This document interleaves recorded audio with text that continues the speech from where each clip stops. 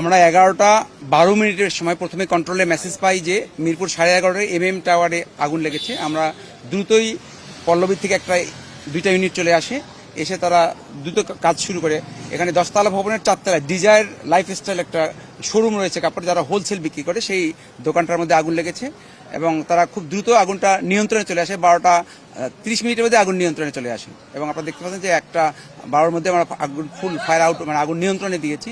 এখানে আগুনের চ্যালেঞ্জ যেটা ছিল যে পুরা রুমগুলো প্যাক করা ছিল, একদম এয়ার প্যাক ছিল, এখানে ধোয়ার পরিমাণ বেশি ছিল, যেখানে আমাদের আগুন নিভাতে বেগ পেতে হয়েছে। পরবর্তীতে আমাদের ব্রিদিং আমাদের যেটা ছিল আরও কিছু ব্রিদিং আমাদের মিরপুর থেকে নিয়ে আসা হয়েছে, সেই ব্রিদিং দিয়ে আমরা আগুনটা খুবই দ্রুত নির্বাপন করতে পেরেছি।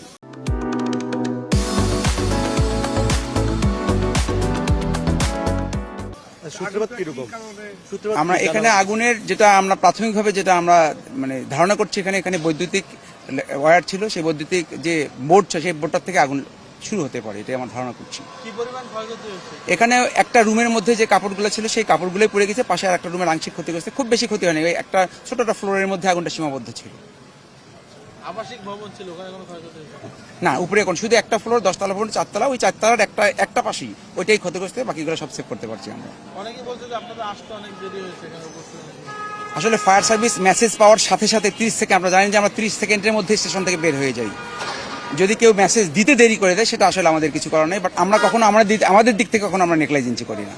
ধন্যবাদ। কয়টা ইউনিট এখানে? আমাদের এখানে 2টা ইউনিট কাজ করেছে, এখানে 2টা ইউনিট কাজ করেছে এখানে।